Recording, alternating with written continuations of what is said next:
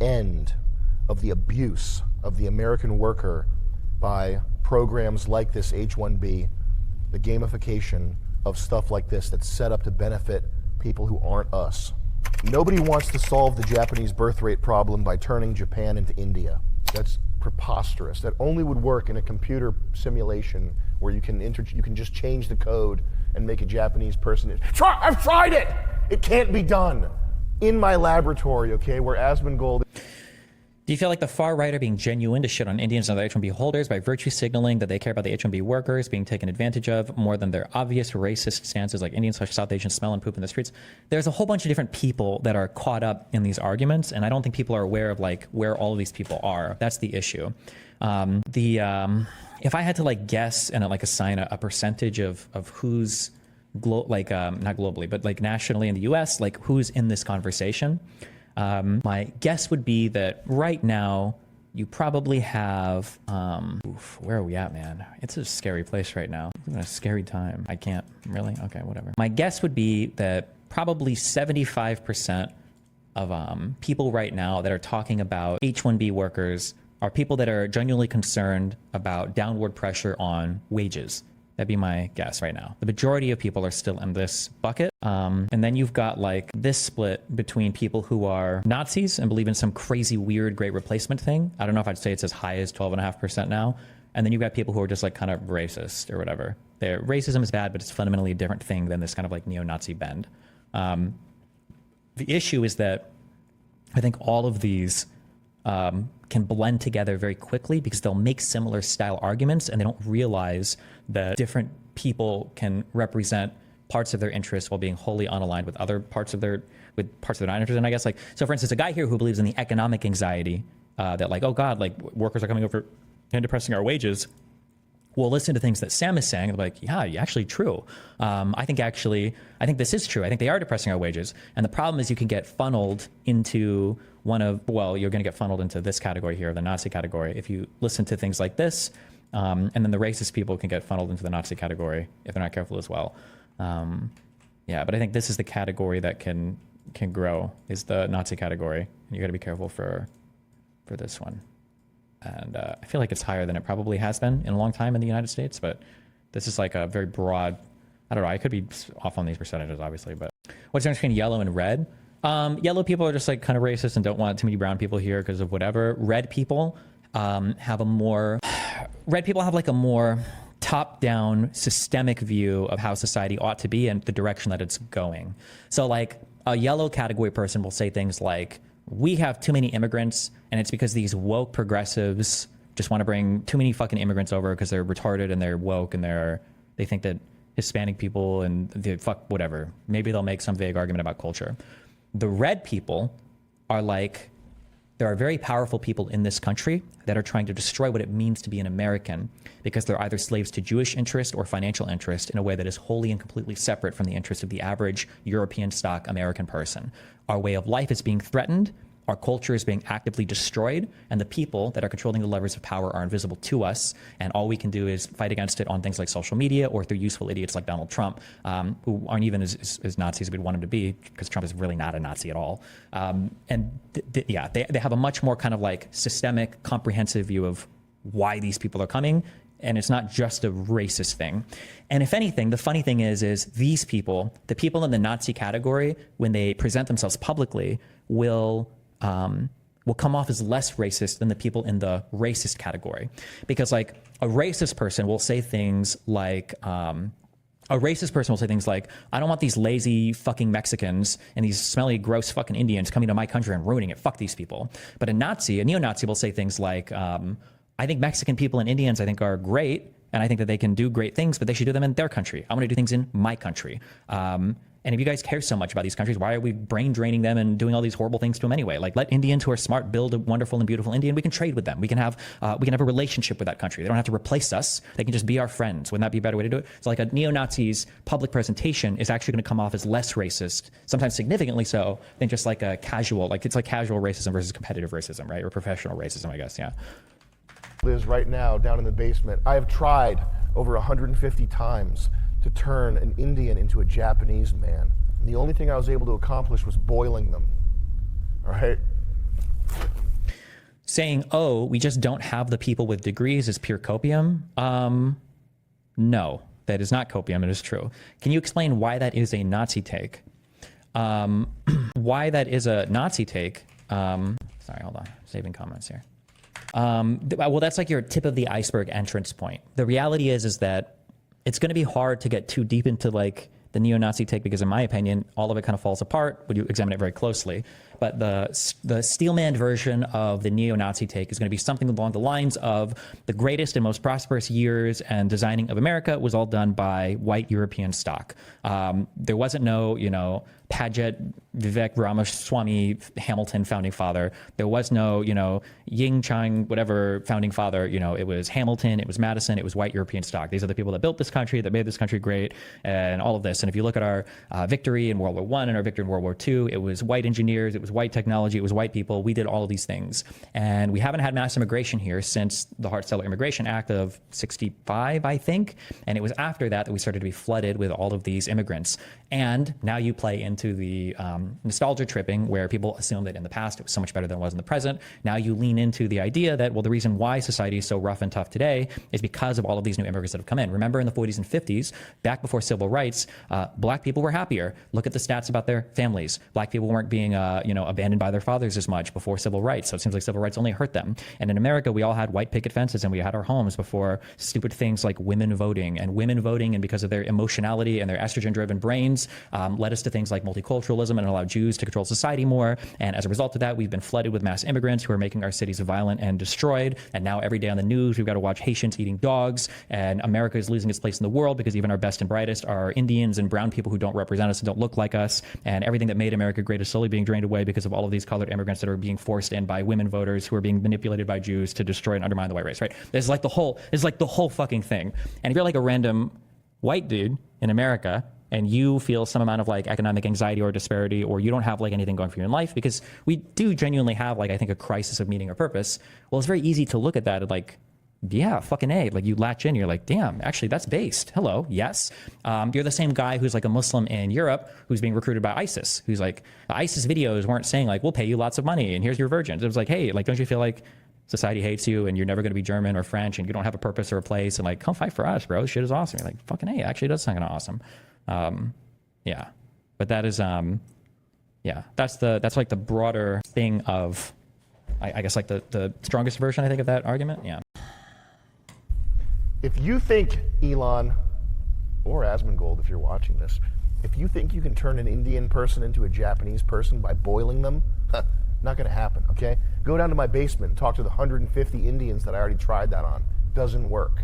Nobody wants to solve the American birth rate problem. When they say American birth rate problem, he means white person birth rate problem, always. Don't ever forget that. He might even go into it. But somebody said, I feel like a lot of white Americans lack identity and that draws them towards white identitarianism. A little bit, yeah. I think that's partially progressives' fault though, right? Because we focus so much on like building identity for women and building identity for other racial groups that the assumption was always just like, fuck white people, they've had it good for so long, so we're just gonna abandon them to the wind for a while and build all these other people up. And I think white people probably genuinely felt like, wait a second, what's going on here? Yeah. What's gonna happen? We're gonna run out of people. Oh, the stock prices are gonna go down. Oh! That's a problem for the All In podcast to figure out. One of the things I brought up before, and this is why I wish people would be more honest with what they're saying, because it would let us like talk about these things more, which is also one of the reasons why I shit on these like free speech losers, because they don't care about free speech, they just want to lie, is to these people. So when you're looking at like the Sam Hydes or the Nazis, for that pie chart that I had up, racist people and economic anxiety people still care about like the economy and the overall well-being of the nation. People in this camp, the neo-Nazis, are okay taking semi-significant steps backwards in terms of economic progress, technological progress, scientific process. They're okay taking steps backward to preserve some notion of white culture. They're totally fine with that. I don't know if they say that as much publicly, like they'll just allude to things like GDP, but similar to communists who will say things like when Professor Wolf, who was the commie guy that I argued with? Something Wolf, Richard Wolf. Yeah. When he said like, hey, listen, in a communist society, maybe you don't have PS5s, right? Nazis will make the same argument. However, they'll make it like ironically. So like the ironic manifestation of that argument is oh no, I'm not going to have a kebab on every corner. Oh no, I'm going to have less Taco Bells. Or, oh no, my GDP and my stocks are going to go down. Oh no, like these are things they don't care as much about. They don't care as much about that. They're willing to step back economically a bit because in their mind, they would argue, I would much rather have a cohesive, homogenous, peaceful society with high levels of social cohesion and trust than the latest iPhone 27. I don't think that the iPhone 27 is making me happier when Jamal and Tyrone and Pedro are raping and outbreeding all of the white people in the United States. That would be their version of the argument, yeah. David Sacks. Sacks of what? Sacks of gold? Just start calling yourself David Sacks of gold. What's the other guy? Jason Sacks? Asmongold? Asmongold. David Sacks should change his name to Asmongold. The branding is already set up for you. Asmongold wants to himself. You can replace his body and become the top streamer in America. I shouldn't say Asmongold wants to himself. I love Asmongold. That guy's classic. He's the ultimate. He's the best streamer. Is he good? I think he's good. I've never watched him. I just know his name is Asmongold. The only people who want to fix the American birth rate problem by turning America into India are fuckers. People are not interchangeable economic units. If they're not more than that, then that's just an extension of antinatalism. That's just nihilism. That's just people don't matter. Neil deGrasse Tyson, the universe doesn't care shit. The universe cares. That's You think Asmongold's audience leans right? Yeah, of course. Quite far right, yeah. why we're here. It's understandable why a computer guy, why an engineer would think that or would want to think that, because it would make solving problems so much easier. We have hardwired group preferences, we have genetic memory, we have culture.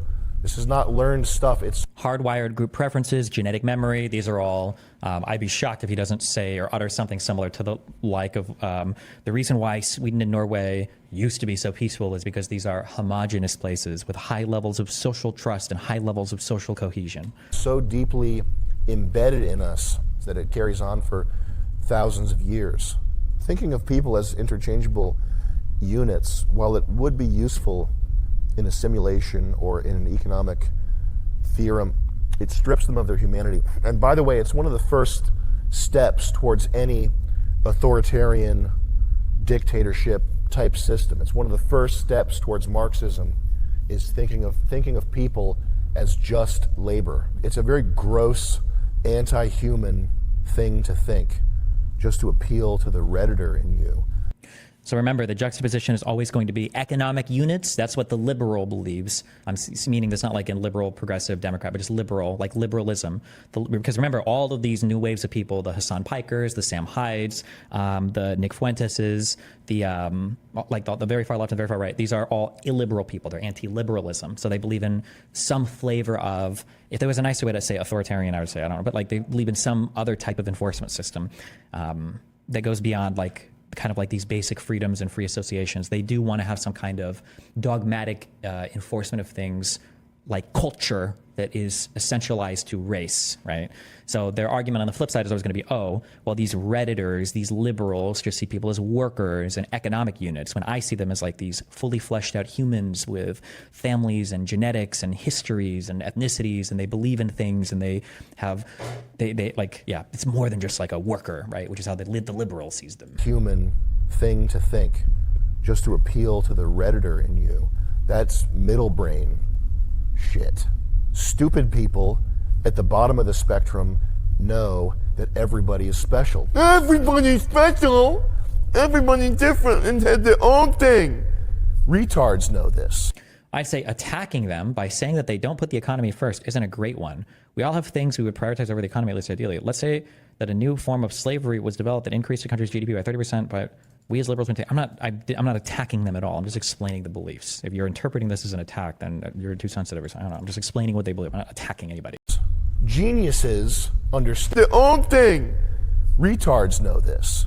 Geniuses understand that everybody is a unique product by and for their zeitgeist, or Zeitgeist if you want to go with the moist critical pronunciation. Everybody is uniquely a product of their time and location and has their place in space and time. The smart people know this, the stupid people know this. It's people in the middle with 110 IQ, which is the worst IQ to have, who think that people can just be pushed around and moved around and changed. Every time he says what he thinks Sam is about to say, he's wrong. He hasn't said any of that. So just to be clear, I've accurately explained every single thing that Sam has said so far. Anybody saying otherwise is probably like a mask on neo-Nazi in chat, or a Sam Hyde fan, or a griper. Probably not a griper, though. I don't know if the gripers get along with Sam Hyde people who are trying to like lure you into thinking otherwise. I think I've probably talked to neo-Nazis probably more than any other left-leaning person on the internet, and I think I am more charitable, and I stillman people more than any other debater on the internet, especially of my size, so I think I'm pretty accurate on everything I've said. If you think I'm incorrect on something, feel free to point out the particular thing, but don't say something as basic and as retarded as, well, he didn't say that exactly. Or, I mean, I guess you should say that, because that's your role in this play, is to play stupid. They can't. There's no hate towards Hispanics, okay? But that's why the room that I'm sitting in is covered in dust, is because the general contractor I hired used Hispanic labor. I didn't know. They laid down masonry cement. When I said I wanted polished concrete floors, masonry cement, you can't polish it. They left board marks and footprints in it. And I had to pay another crew of black people, okay, shout out to Greg, to come in here with jackhammers and get this shit dumpstered out of here. I went and hired my own blacks. I went in the ghetto and hired them by hand. That's how you need to hire blacks for SpaceX. And what you get is you get lower quality construction. You get lower wages for the blue collar workers who are here and fighting. You realize that people are fucking up against the wall fighting to make ends meet? Do you understand that the American people are on the ropes right now? Your people and not the world, okay? It's the American people. That's where this shit is popping off. That's where you came to do business. The American people are your problem now, to the extent that you want people to pay attention to your opinion. And by people, I mean actual people, not Patrick Bet-David, not Ian Miles Chong, Scott Adams, not these fucking faggots that'll... Is it accurate, though, all optics aside, that in your view, an equally proficient Indian engineer and American engineer are more or less exchangeable labor units? How would you explain this to Sam Hyde in a more optics-pilled way that respects the humanity of the American people? No, I think that there are different cultures, and I think there are different people from different cultures, and I wouldn't say that these people are like equal exchanges in terms of just labor units. I think different people bring different things to the table for sure. The biggest issue I have when people like neo-Nazis talk about culture is they do this vague reference to, I think the biggest issue that I have is these people that act like culture can exist in some unchanging like glass prism where it can just be like it always has been and never adapt or evolve or change. And the reality is like culture changes over time. Your goal should be as a society to kind of like head off bad cultural changes and to guide yourself towards better cultural changes. We do this through hard things like criminal law, and we do this through soft things like the types of music and movies we consume and the types of projects that we pay money to, right, vote with your wallet, in terms of like the figures and celebrities that we support, the things that we say and do on social media. And these are the ways that to do it. To fight this from a racial perspective and to assume that because this guy is white, he's going to start off from a similar point of view to me than somebody who's a different skin color, in my opinion, misses a lot of the possibilities of what is what a society can do. Like, you're not just shortchanging yourself at the end of the day in terms of like what your society is capable of achieving. You're shortchanging yourself in terms of like the view that you can have of the world and what you even personally are capable of achieving. Like, I mean, we can consult history on what ended up working and what ended up being the most successful, right? Fascist empires that rose on this idea of racial homogeneity and racial supremacy, right? Nazi Germany built itself as like this military empire of racial superior people, and they lost their first war and then ceased to exist, right? And even when you look at the strongest examples of like, well, look at, this is where racial homogeneity is working great in Sweden and Norway, excuse me, it's only working great there largely because these people are allowed to live in peace with no conflict because they're being protected by the multicultural empire that is the United States of America, and more broadly, our multinational conglomeration of countries that are part of the United Nations and NATO, right? And that if you look at even in U.S. history, right, you had your agricultural slave-owning Southerners, and you had your more cucked Northerners who didn't believe in slavery. Like the North won the Civil War. And if you look at the groups of people that existed in the United States, it's not like the KKK had all of these great educational and scientific institutions where their scientific output and their cultural output was just far exceeding the rest of the world and the rest of the United States even because they had so much culture and power and they're white people. No, these people were like pretty much universally regarded as kind of like white trash, you know, like religious, anti-Semitic kind of weirdos. Like it seems to be the case that when what you have to do, in my opinion, not in my opinion, fuck you, as an American, America has to be like a breeding ground that allows and fosters different types of people to come together and then to take from these people the best of them and then to produce something that's greater than the sum of its parts. And when some of those parts are black and brown and red and yellow and whatever other skin color you want to attribute to people, you just have more to draw from. You've got more talent to draw from, and the product that you make at the end of the day can be better than what any like single group of people can produce on their own. There's a reason why America is the world's culture. Like we are the world's protector in terms of military. We export culture to the entire fucking world. That's why I can't name a single fucking prime minister in Europe, and every single European citizen knows who Donald Trump and Barack Obama are. I can't tell you any fucking song or music that comes out of Germany or whatever else, but I know that in German streets, Gangnam Style was playing because South Korea, a country essentially created due a large part because of U.S. intervention, the multicultural state of the United States intervention, right? Because that music was allowed to get so popular internationally in places like the United States and then to be exported that way to the rest of the world, right? The type of multiculturalism, the type of economic output and the type of military output and the type of like everything that the U.S. exports, I think is largely built on this liberal ideology. I think that it's been empirically demonstrated. I think it works in concept and theory. And these ideas of these like super homogenous people who are so fucking scared of everything else and other people, they just don't have a good track record. It's like the commies. Like show me these like ultra successful, ultra homogenous nations that made it because of their ethnic homogeneity. I don't think that there are good examples of it. I don't see it working too well. But walk around sucking your ass because you have money and because you made an electric car. But to the extent that you want that, you have to protect the American people. You're all about being pro-natalism and increasing the birth rate. Why is the average dude going to want to have kids when he can barely afford to live by himself and eat Domino's? Hey, why isn't China importing infinity Indians right now? If it's such a huge economic advantage, why isn't China doing it? We need to do a naval blockade of China to make sure they don't get any of these amazing Indians. Every Indian that makes his way into China is a threat because China will use their genius to get one over on us. That's the biggest threat this country's facing, right? I think we need to go nuclear. I think we need to say, if China imports enough Indians, it's... I think that I think China does feel a lot about like the Han's Chinese ethnic stuff. However, now that I'm a little older, 36, okay, I have some perspective as a person here. If you're in your 30s, one thing you've heard since you've been a kid in high school is that China is 5 years or less away from taking over the United States in terms of economic output. China is on the verge of an explosion where China is going to rule the world. China is going to take over everything. China has the all of their trade routes, everything set up. They're like it's over. China's about to take over, and for some reason, it just hasn't happened yet. And the reality is I think that we fetishize or romanticize, whether it's because doom and gloom sells for economic headlines or because some people are just a little bit ignorant or whatever. People romanticize China's progress, I think, quite a bit. China relies on the United States quite a bit for a lot of stuff. They have a huge population to draw from, which helps. They've got a big playground in Southeast Asia, which helps. But China still hasn't conquered the United States. Why, right? I think it's worth thinking about this. I think it's worth thinking about, like, how is it? Like, is it really the case that the United States has been doing so well with blacks and Indians being this huge fucking drag on us, that even though we did multiculturalism and these people are fucking anchors being, put out to sea, that we're still managing to, push the ship forward? Like, I feel like it's a naive perspective, but it's like diamonds.